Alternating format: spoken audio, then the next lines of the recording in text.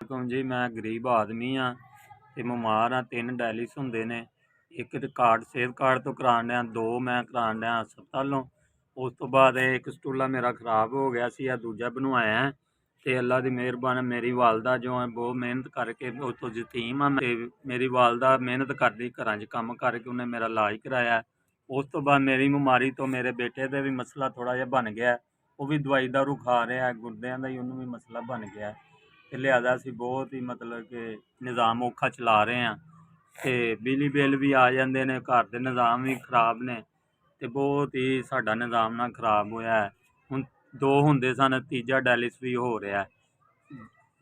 मुझे hepatitis C हो गया है और मैं उसकी भी दवाई खा रहा हूँ, भी दवाई चल रही है, मेरी भी चल रही है। अद्धी मैनू हस्पतालों मिल जाती है, अद्धी मैं मुੱਲ ਲੈ के खा रहा वा। समझ नहीं आ रही सानू कि असी मतलब कि किधर जाइए, महंगाई है, रोटी खाइए कि दवाई खाइए। तो मतलब इनकी प्राइवेट दवाई ਲਈ ਦੀ है, अपनी उतों सरकारी ਦੇ ਚੋਂ ਅੱਧੀ मिल जाती है, अद्धी मतलब मुੱਲ ਲੈ के खाई दी है।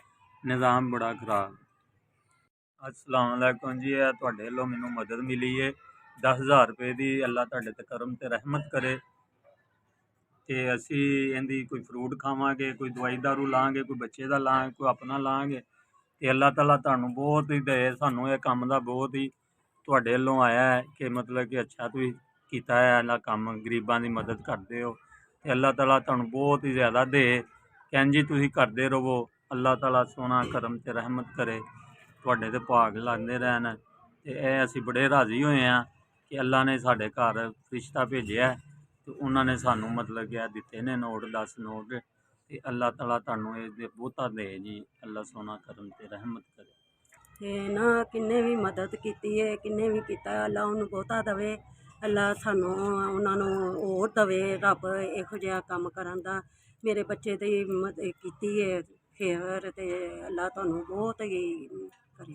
ਅੱਲਾ ਮੈਂ ਦੁਆਵਾਂ ਤੁਹਾਨੂੰ ਦਾਂਗੀ ਬੜੀਆਂ, ਨਮਾਜ਼ ਪੜ੍ਹ ਕੇ ਵੀ ਦੁਆ ਕਰਾਂਗੀ। ਤੇ ਮੇਰੀ ਮਦਦ ਕੀਤੀ ਹੈ ਇਹਨਾਂ ਨੇ।